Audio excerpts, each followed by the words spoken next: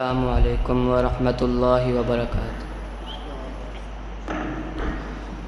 أعوذ بالله من الشيطان الرجيم. بسم الله الرحمن الرحيم. يا أيها الذين آمنوا استعينوا بالصبر والصلاة إن الله مع الصابرين.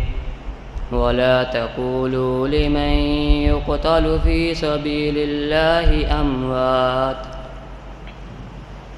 بل أحياء ولكن لا تشعرون.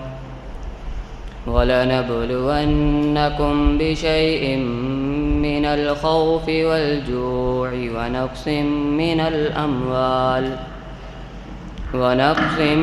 الأموال والأنفس والثمرات وبشر الصابرين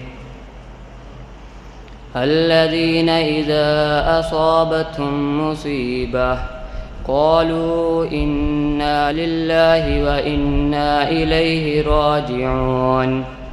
أولئك عليهم صلوات من ربهم ورحمة وأولئك هم المهتدون.